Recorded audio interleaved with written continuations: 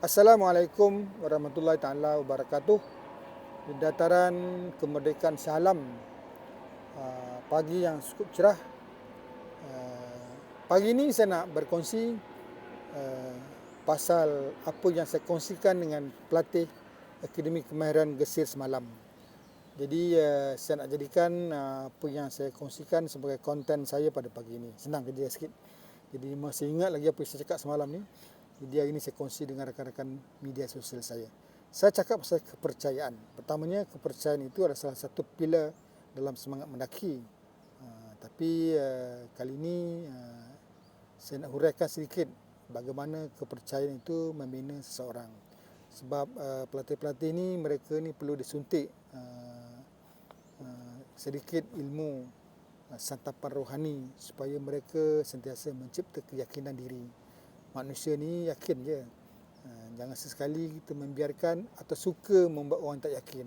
Suka menekan orang. Saya dari dulu tidak bersetuju menekan orang takut. Orang takut dengan kita rasa bangga. Tidak. Sebenarnya kita kalau anak takut kita rugi. Saudara-saudari yang saya raikan. Apa itu kepercayaan? Kepercayaan adalah rule of life. Hidup ni peraturannya kepercayaan lah. Kalau tidak ada kepercayaan, jadilah macam beruk di hutan itu, semua dibalunnya. Dia tak ada kepercayaan, dia hanya tahu keinginan dia. Kita ada kepercayaan yang menjadi pegangan kita, yang menjadi state of mind kita, always regard to be used, to be true and wrong. Kita selalu merujuk kepercayaan sebagai sesuatu yang betul atau salah, sesuatu yang baik atau sebaliknya, sesuatu yang berfaedah atau tidak. Jadi bergantung kepada kepercayaan. Lagi banyak kepercayaan, lagi bagus. Dia seperti sunnah alam, the law of universe. Salah satu daripadanya the law of attraction. Saya sangat percaya. The law of attraction ni mengatakan kita ni apa kita fikir je. Kalau kita boleh, bolehlah. Kalau kita belum bermula kata tak boleh, memang sampai kesudahan tak boleh. Jadi sentiasa membina kepercayaan bahawa kita boleh. Dulu selalu cakap Malaysia boleh. Itu salah satu jasa Dr. Mahathir yang tidak akan lupa lah. Malaysia boleh, kita boleh. Jangan sesekali kita cakap kita tak boleh lah. Dulu masa zaman merdeka, kalau orang cerita lah, saya pun tak tahu. Bila nak kemerdekaan, apa Malaysia boleh buat, apa Melayu boleh buat, jangan. Macam-macam Melayu boleh buat.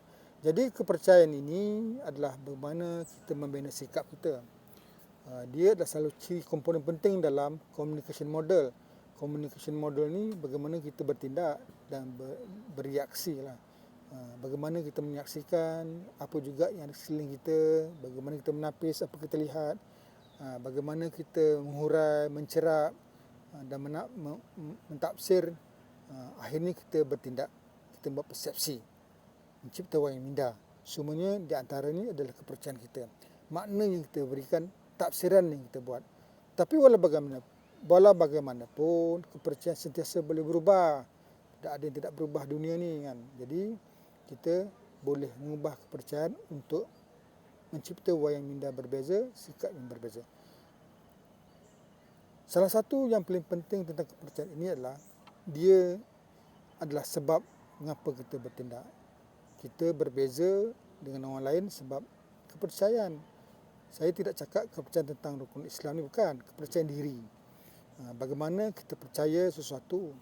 Kita berbeza dengan orang lain sebab kita percaya berbeza. Misalnya, contohnya, kalau orang itu percaya kekuatan dirinya boleh membina semangat untuk pulih dari sebarang penyakit. Sebab doktor ini bukan saja menggunakan ubat sebagai remedi untuk memulihkan penyakit. Sebenarnya memulihkan penyakit juga datang dari psikologi.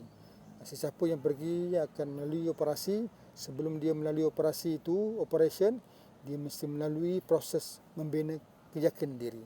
Dia yakin apa yang akan dilakukan doktor itu berjaya. Dia sentiasa yakin dia boleh pulih. Kalau tak yakin, rasa nak mati je kan. Sakit tu doktor mana datang pun tak boleh buat apa. Siaplah rasakan. Jadi kita ini apa kita percaya. Misalnya seorang kaki pancing kan. Dia percaya dia akan dapat ikan. Tunggulah 4 jam situ tak ada ikan, dia percaya lagi. Kita jangan 4 jam, 2 minit pun mancing tak ada ikan pun tak mana. Jadi bergantung. Jadi banyak mempengaruhi bagaimana seorang itu bertindak. Misalnya kalau kita pergi time Pusam tu, orang penganut Hindu akan mulalah dengan will ni kan. Heran kita, tapi itu yang dipercaya sebagai amalan, membayar nazar, tidak apa yang mereka dapat dengan Tuhan mereka lah. Kita bukan begitu kan. Kita tidak pernah percaya will itu sebagai kaedah membayar nazar. Sebab tu kita tak buat. Jadi kadang-kadang ada juga kita tak melakukan sebab tak percaya lah, apa lagi. Jadi percaya atau tidak menyebabkan kita bertindak.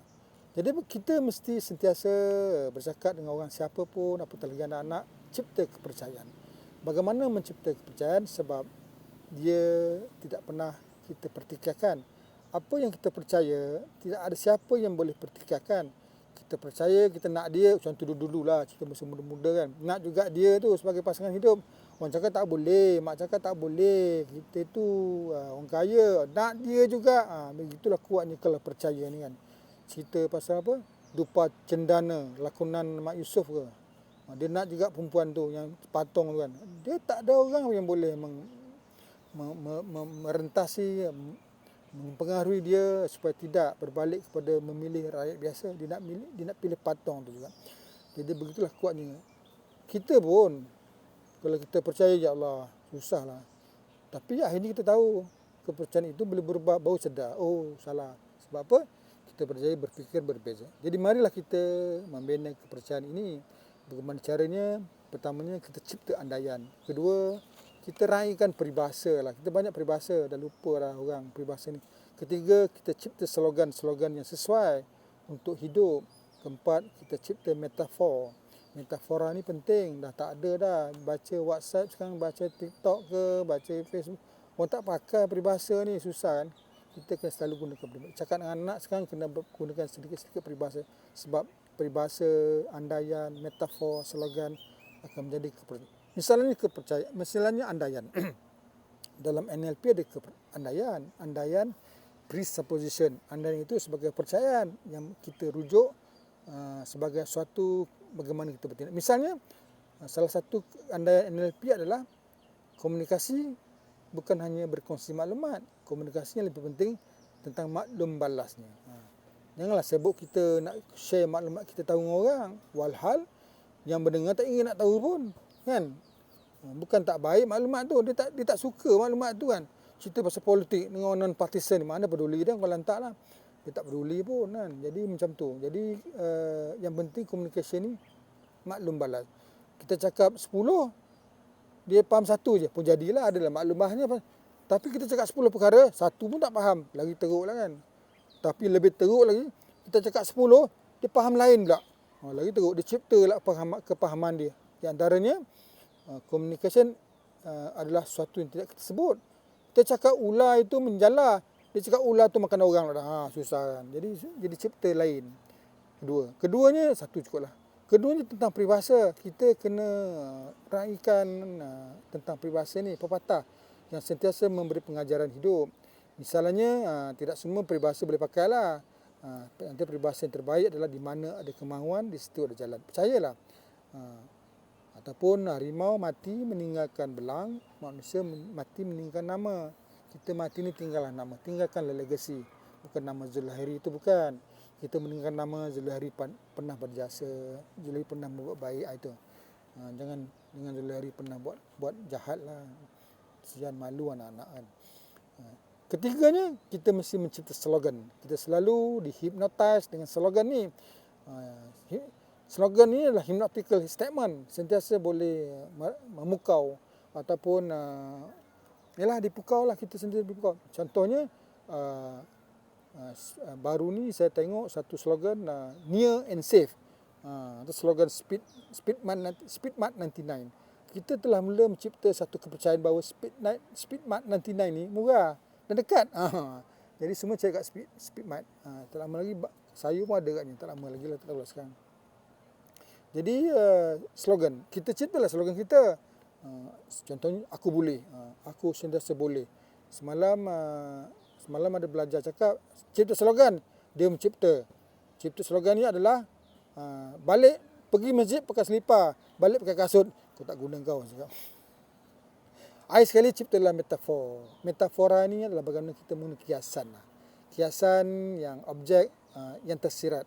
Bukan tersirat. Contohnya minggu lepas saya cakap jangan jadi lalang lah.